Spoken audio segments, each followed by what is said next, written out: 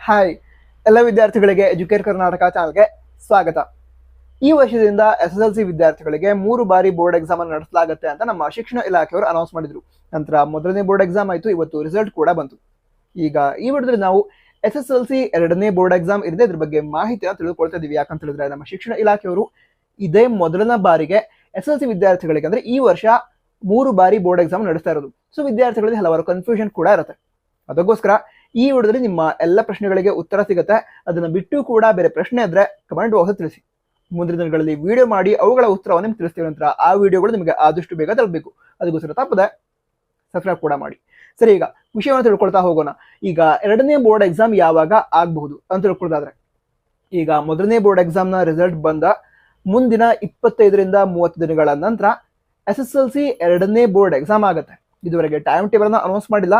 Announce ಮಾಡಿದ್ರೆ ಹೇಳ್ತೀನಿ. ನಂತರ ಟೈಮ್ ಟೇಬಲ್ ಏನಿದೆ ಅದು ಕೂಡ ಮುಂದಿನ 1 ವಾರದ ಒಳಗಡೆ ಬರುತ್ತೆ. ಬಂದ ನಂತರ ಹೇಳ್ತೀನಿ, ಓಕೆನಾ? ಅದಂತರ ಈ ಒಂದು SSLC ಎರಡನೇ ಬೋರ್ಡ್ ಎಕ್ಸಾಮ್ಗೆ ಅಪ್ಲೈ ಮಾಡೋದು ಫ್ರೀ ಆಗಿರತ್ತಾ ಅಥವಾ ಫೀಸ್ ಇರತ್ತಾ ಅಂತ ಕೇಳಿದ್ರು. ಇದಕ್ಕೆ ಉತ್ತರ ತಿಳ್ಕೊಳ್ಳೋದಾದ್ರೆ ಫೀಸ್ ಇರತ್ತೆ, ಫ್ರೀ ಆಗಿರಲ್ಲ.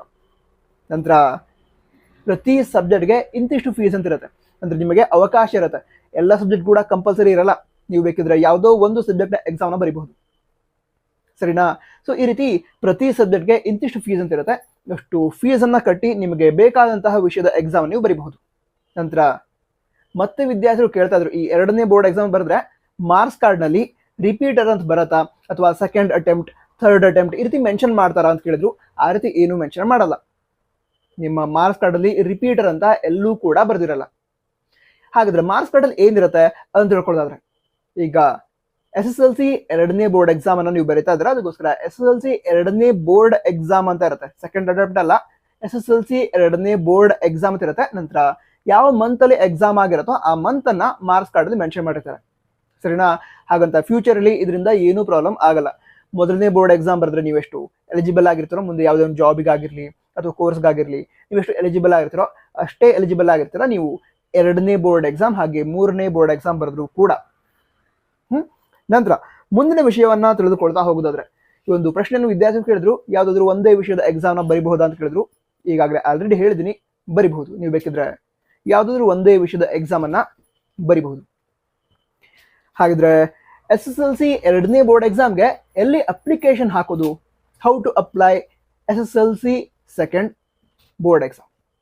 ಇದಕ್ಕೆ ಉತ್ತರ ತಿಳ್ಕೊಳ್ಳೋದಾದ್ರೆ, ನೀವು ಬೇಕಾದ್ರೆ ನಿಮ್ಮ ಸ್ಕೂಲ್ಗೆ ಹೋಗಿ ಎರಡನೇ ಬೋರ್ಡ್ ಎಕ್ಸಾಮ್ಗೆ ಅಪ್ಲಿಕೇಶನ್ ಹಾಕ್ಬೋದು. ಅಂದ್ರೆ ನಿಮ್ಮ ಸ್ಕೂಲ್ಗೆ ಹೋಗಿ SSLC ಎರಡನೇ ಬೋರ್ಡ್ ಎಕ್ಸಾಮ್ ಅಪ್ಲೈ ಮಾಡಬೇಕು ಅಂತ ಹೇಳಿದ್ರೆ ಅಪ್ಲೈ ಮಾಡ್ಕೊಳ್ತಾರೆ. ನಂತರ ನಿಮ್ಮಿಂದ ಆ ಒಂದು ಎಕ್ಸಾಮ್ಗೋಸ್ಕರ ಫೀಸ್ ಅನ್ನ ಕಲೆಕ್ಟ್ ಮಾಡ್ತಾರೆ. ಇಲ್ದಿದ್ರೆ ನೀವು ಆನ್ಲೈನ್ ಅಲ್ಲಿ ಕೂಡ ಅಪ್ಲಿಕೇಶನ್ ಹಾಕ್ಬೋದು. ಯಾವ ವೆಬ್ಸೈಟ್ ಅಂತ ತಿಳ್ಕೊಳ್ಳೋದಾದ್ರೆ KSEAB.Karnataka.gov.in ಒಂದು ವೆಬ್ಸೈಟ್ ಏನಿದೆ, ಇದನ್ನ ವಿಸಿಟ್ ಮಾಡಿ ಅಲ್ಲಿಂದ ನೀವು SSLC ಎರಡನೇ ಬೋರ್ಡ್ ಎಕ್ಸಾಮ್ಗೆ ಅಪ್ಲಿಕೇಶನ್ ಹಾಕ್ಬೋದು. ಇದುವರೆಗೆ ಅಪ್ಲಿಕೇಶನ್ ಸ್ಟಾರ್ಟ್ ಆಗಿಲ್ಲ, ಅದು ಕೂಡ ಅಂದ್ರೆ ಅಪ್ಲಿಕೇಶನ್ ಇದೆ, ಅದು ಕೂಡ ಮುಂದಿನ 1 ವಾರದ ಒಳಗಡೆ ಸ್ಟಾರ್ಟ್ ಆಗುತ್ತೆ. ಅದು ಕೂಡ ಸ್ಟಾರ್ಟ್ ಆದ್ರೆ ಆದಷ್ಟು ಬೇಗ ಹೇಳ್ತೀನಿ, ಓಕೆನಾ? ಅದರ ನಂತರ ಈ ಒಂದು SSLC ಎರಡನೇ ಬೋರ್ಡ್ ಎಕ್ಸಾಮ್ಗೆ ಅಪ್ಲೈ ಮಾಡಾಯ್ತು. ಅಪ್ಲೈ ಮಾಡಿದ ನಂತರ ಹಾಲ್ ಟಿಕೆಟ್ ಎಲ್ಲಿಂದ ಪಡ್ಕೊಳ್ಳೋದು? ಹಾಲ್ ಟಿಕೆಟ್ ಎಲ್ಲಿಂದ ಪಡೆದುಕೊಳ್ಳೋದು ಅಂತ ಹೇಳಿದ್ರೆ, ನೀವು ಬೇಕಿದ್ರೆ ನಿಮ್ಮ ಸ್ಕೂಲಿಂದ ಕೂಡ ಹಾಲ್ ಟಿಕೆಟ್ ಅನ್ನ ಪಡೆದುಕೊಳ್ಬಹುದು. ಇಲ್ಲದಿದ್ರೆ ನಮ್ಮ ಶಿಕ್ಷಣ ಇಲಾಖೆಯವರು ಆನ್ಲೈನ್ ಅಲ್ಲಿ ಡೌನ್ಲೋಡ್ ಮಾಡ್ಕೊಳ್ಳೋದಕ್ಕೂ ಕೂಡ ಅವಕಾಶ ಕೊಡ್ತಾರೆ. ಡೌನ್ಲೋಡ್ ಮಾಡ್ಕೊಳ್ಳೋದಕ್ಕೂ ಕೂಡ ಸೇಮ್ ವೆಬ್ಸೈಟ್ KSEAB.Karnataka.gov.in. ಅದ್ರ ನಂತರ ಈ ಒಂದು ಪ್ರಶ್ನೆ ತುಂಬಾ ವಿದ್ಯಾರ್ಥಿಗಳು ಇರೋದು, ಈ SSLC ಎರಡನೇ ಬೋರ್ಡ್ ಎಕ್ಸಾಮ್ ಬರೆದ್ರೆ ಯೂಸ್ ಏನು?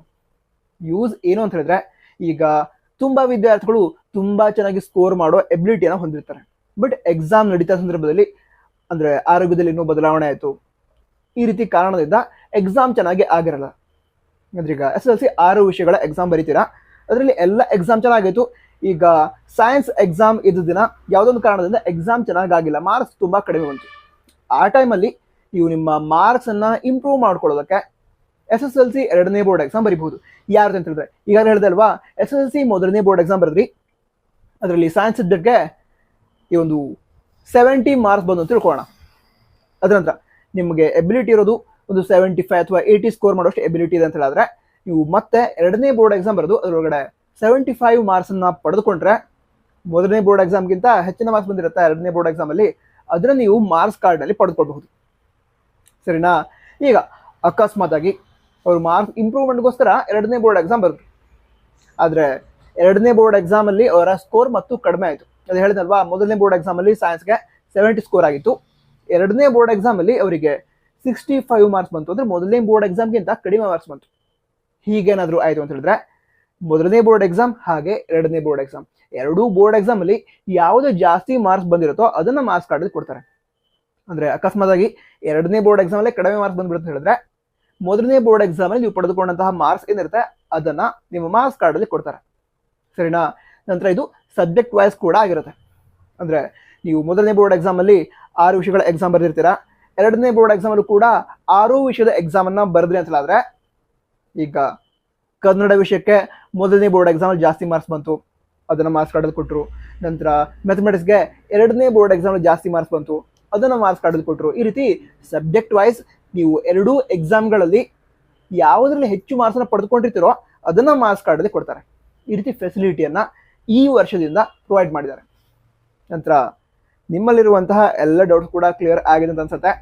ಬೇರೆ ಡೌಟ್ಸ್ ಇದ್ದರೆ ಕಮೆಂಟ್ ಬಾಕ್ಸ್ ತಿಳಿಸಿ. ವಿಡಿಯೋ ಸಹಾಯ ಆಗಿದ್ರೆ ನಿಮ್ಮ ಫ್ರೆಂಡ್ಸ್ಗೂ ಕೂಡ ಶೇರ್ ಮಾಡಿ. All the best. ಜೈ ಹಿಂದ್. ವಂದೇ ಮಾತರಂ.